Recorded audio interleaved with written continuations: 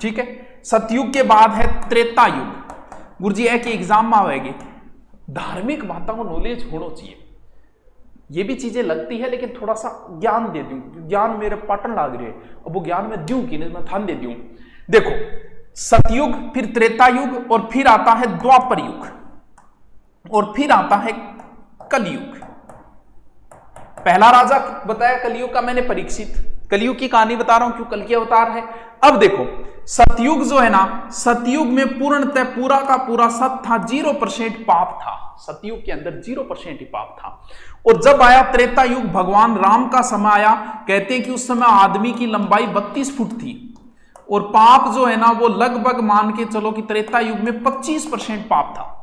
जैसे भगवान राम वाला समय आपने देखा होगा, रावण थोड़ा बहुत पापी था, ज्यादा नहीं, 25% था।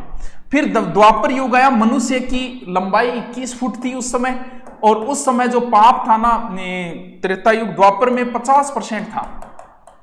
देखा होगा आपने महाभारत युद्ध में 50% पापी इधर खड़े थे, 50% पापी इधर खड़े थे। और फिर शुरू होता है कलह का चौथा और अंतिम युग, जिसे कलयुग कहा जाता है। इसे कलह का युग कहा जाता है। कलह मतलब लड़ाई दंगा गला कुछ, कलयुग का अर्थ होता है कलह का अंतिम युग। तो ये कलह का अंतिम युग है, जिसके अंदर द्वापर में मनुष्य की लंबाई लगभग 11 फीट मानी जाती है, सतयुग में 32 फुट है, सॉरी हाँ, त्रेता के अंदर मनुष्य की लंबाई 21 फुट है, द्वापर के अंदर मनुष्य की लंबाई 11 फुट है। अब कितनी है, अब अधिकतम 6 फुट है।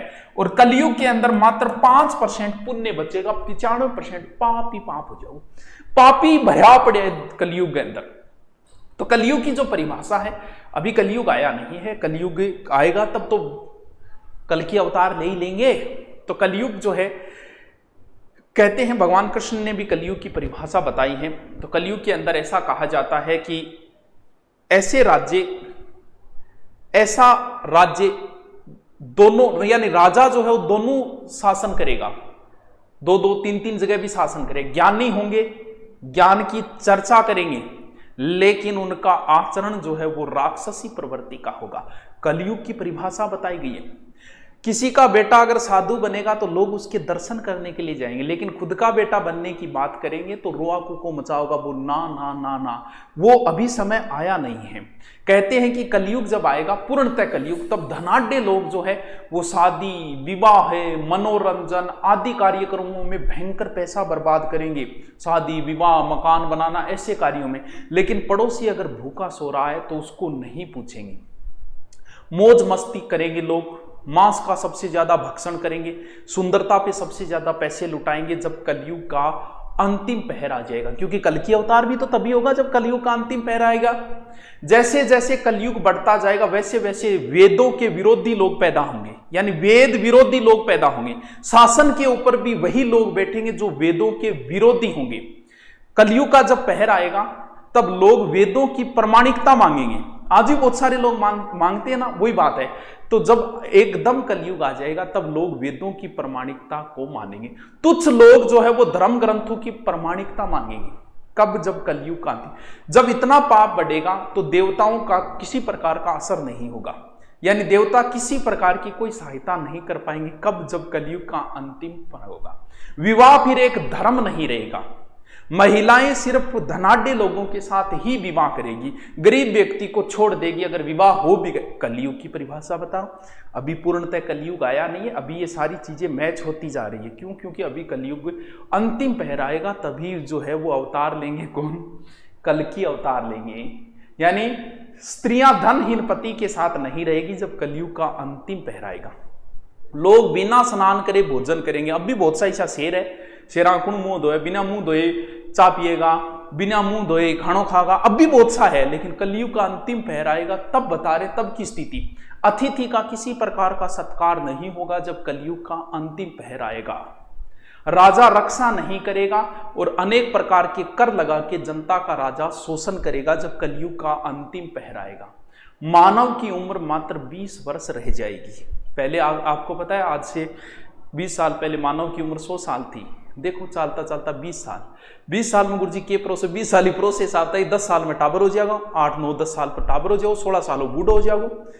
और बहुएं जो है वो ससुर को काम पे भेजेगी, पुत्र अपने पिता को काम पे भेजेगा जब कलयुग का अंतिम पहर आएगा। गायें जो है वो दूध देना बंद कर देगी। अभी बहुत से गायों ने दूध देना बंद कर दिया, अभी कलयुग का बहुत पहर। गंगा नदी पूर्णतः सूख जाएगी जब कलयुग का अंतिम पहर आएगा। अन्न नहीं होगा, व्यक्ति व्यक्ति को खाना प्रारंभ कर देगा।